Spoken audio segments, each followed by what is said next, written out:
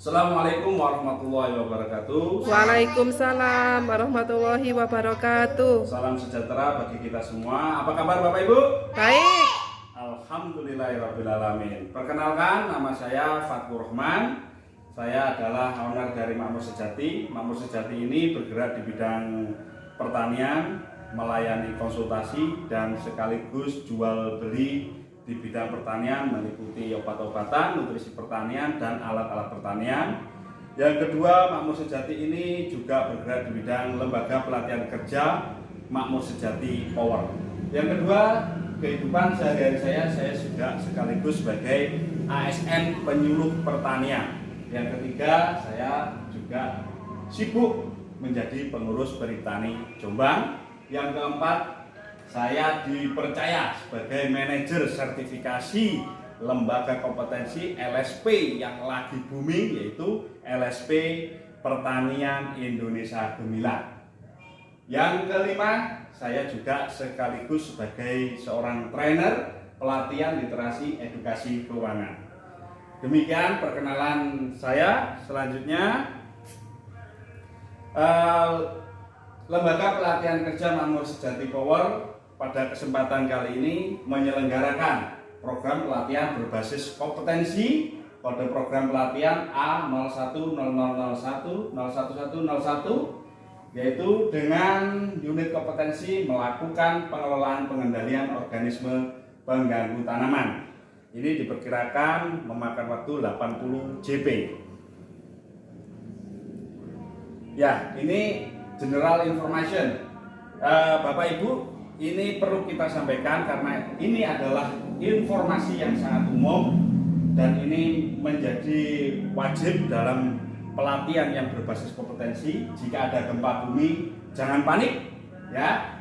Terus berlindung di bawah meja, keluar ruangan, dan yang keempat assembly point. Jika ada alarm berbunyi, jangan panik, keluar assembly point, tunggu instruksi dari petugas. Dan yang ketiga, pelatihan kali ini saya memakan waktu kurang lebih 20 menit. Dan yang keempat, jangan lupa jaga kebersihan. Tata tertib di kelas pelatihan ini, HP agar di mode silent. Yang kedua, angkat tangan jika izin meninggalkan ruangan. Bertanya dengan menunjukkan nama dan asalnya. Yang ketiga, menerima telepon. Fokus mengikuti materi yang disampaikan. Nah, materi kali ini kita yaitu sesuai dengan unit kompetensinya. Yang pertama dengan elemen menentukan status serangan. Nah, pendahuluannya ini adalah gambar serangan padi. Ada yang Bapak Ibu ketahui? Ya, pasti bingung. Belum. Ya, bingung ya? Ya, ini adalah padi. Kalau di orang Jawa itu menyebut padi yang terkena asem-asemen. Nah, padi yang terkena asem-asemen ini saya punya cerita. Ada seorang petani datang ke Makmur Sejati konsultasi, menanyakan dengan membawa tanamannya yang telah dicabut dari sawahnya. Dan seorang petani tersebut menyalahkan ada hewan yang ada di akar tanaman padi tersebut. Hewan apakah itu? Yaitu ada cacing. Dan petani tersebut memvonis bahwa seekor cacing tersebut menjadi penyebab dari kerusakan padi ini.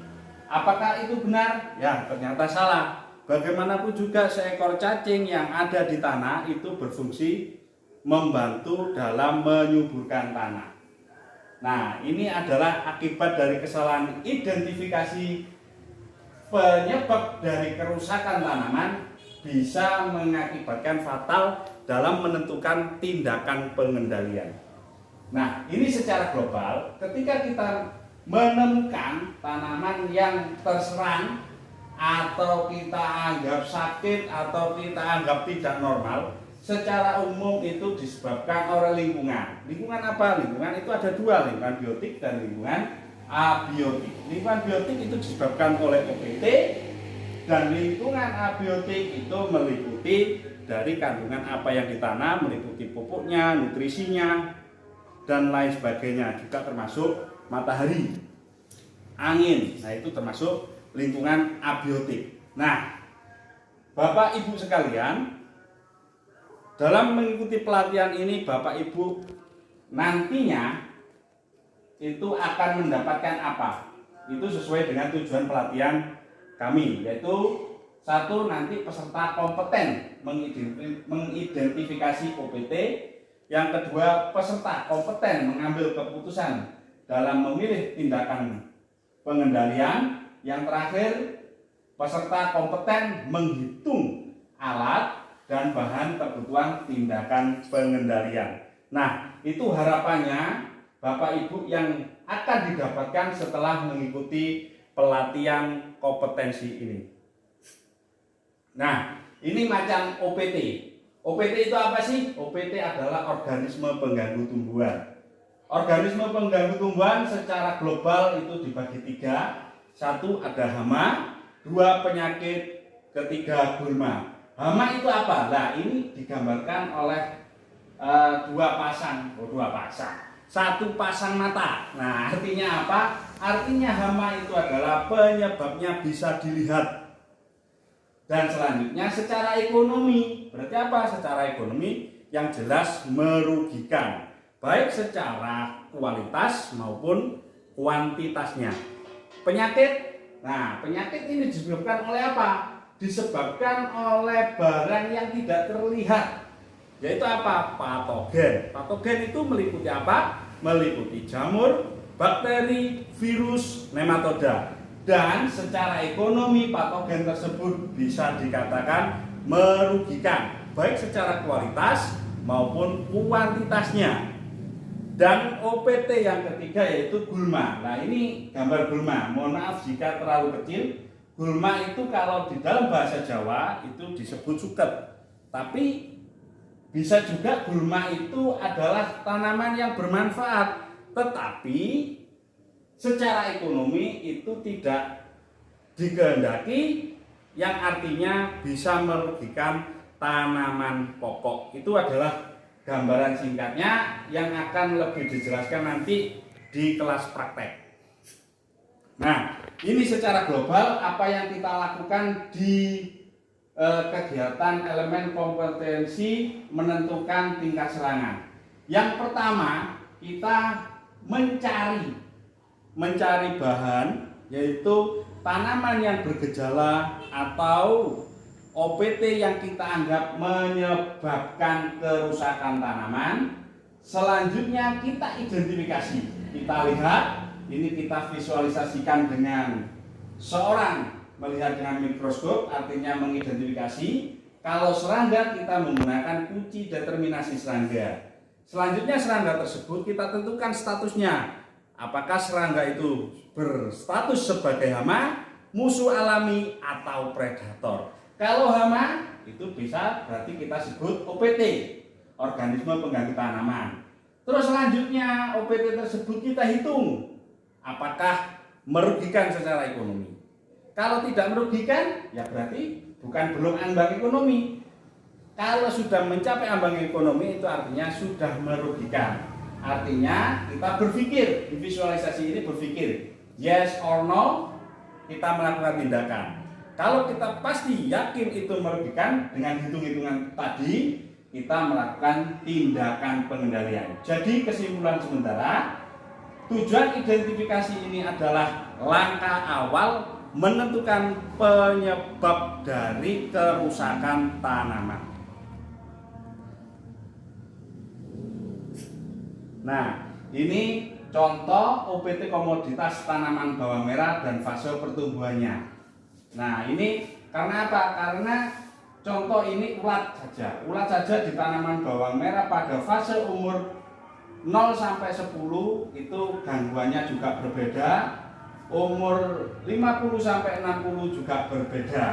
Itu pun juga menentukan nantinya itu adalah tindakan pengendaliannya itu juga berbeda, dosis dan konsentrasi bahan pengendali OPT-nya itu juga berbeda. Nah, lanjut, ini adalah gambaran ambang ekonomi.